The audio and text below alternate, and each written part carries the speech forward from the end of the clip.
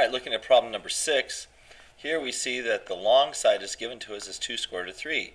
Well, if this is x square root of 3, that means that x has to be 2.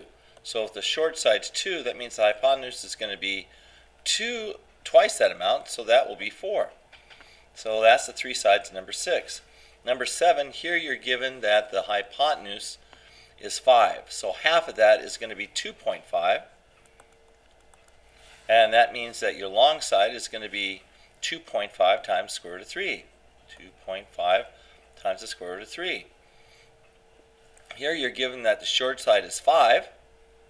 So here that means that this is going to be double that. So this will be 10. And then this side's going to be 5 square root of 3.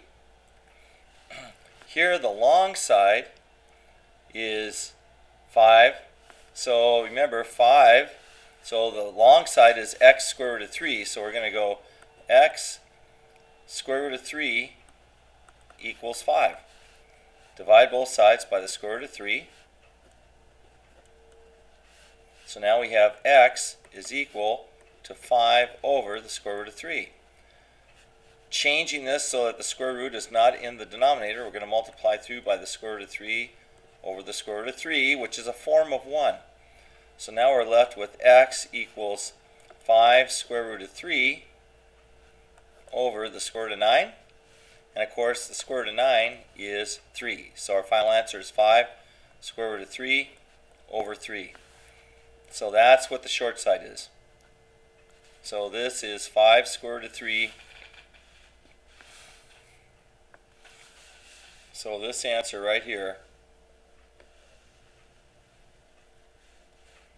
that is the length of the short side. Right? So that's this length right here. Okay? Then we come to the hypotenuse, which is going to be double that. So if I were to double this, so I'm going to multiply this whole thing right here by 2. So this becomes 10 square root of 3 over 3. Alright, so that's number 9. And then I have number 10. So the hypotenuse is 28.